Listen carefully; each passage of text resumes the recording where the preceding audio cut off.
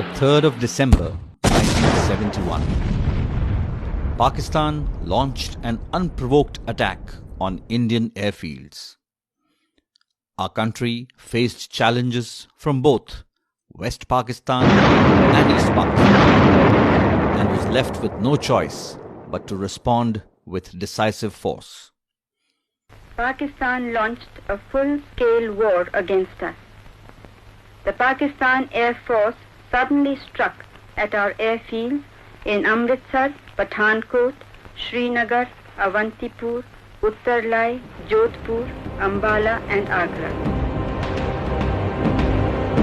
Prime Minister's message to the country was clear. Aggression must be met. For the Indian Navy, it was a coming of age, a baptism by fire, an opportunity to take the war to the enemy. The task for the Navy was clearly defined in the message from the Chief of the Naval Staff, Admiral Nanda.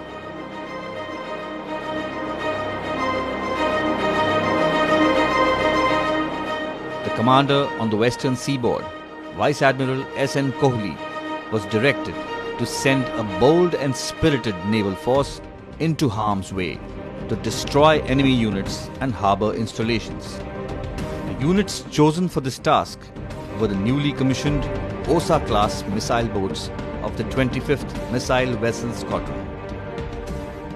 Though designed for coastal defence, these missile boats packed a formidable punch if deployed audaciously with ingenuity and daring, and emphasis on surprise and perfect timing. What followed became a glorious chapter in the history of the Indian Navy.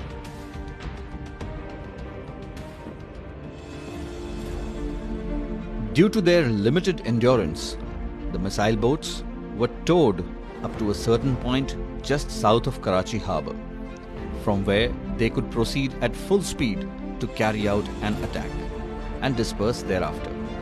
The crew of these missile boats had just returned after training in the erstwhile USSR and were fluent in the Russian language. All tactical communication during the mission was undertaken in Russian, adding to the deception in case the enemy intercepted the communication.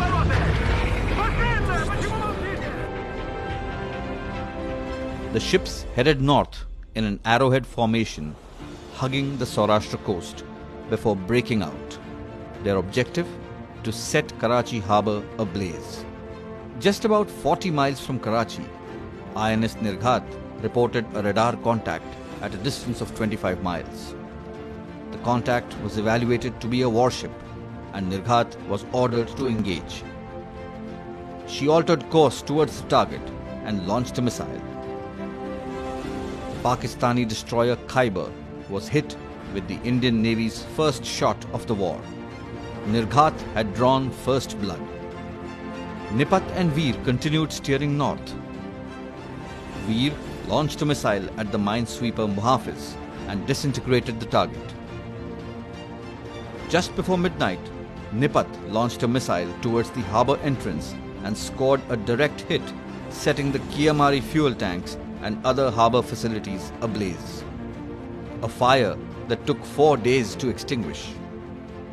The Chief of Naval Staff signalled, "Operation Trident a success. Karachi ablaze. I am proud of you."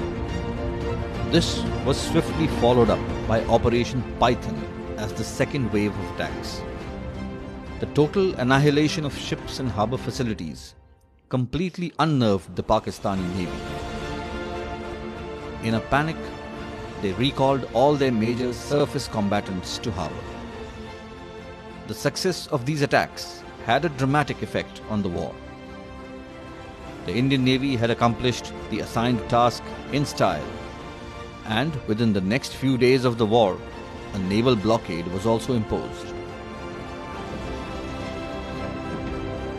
Meanwhile, on the Eastern Front, the heroic actions of the naval units led by the aircraft carrier INS Vikrant ensured that the Indian Navy achieved control of the seas around both wings of Pakistan and scored an emphatic victory at sea. The country finally tasted triumph when General A.K. Niazi capitulated on the Eastern Front and signed the Instrument of Surrender on the 16th of December 1971. The stunning success of the Indian Navy's Operation Trident brought glory to the service, and the 4th of December is fittingly commemorated as the Navy Day, the day when Karachi was set ablaze.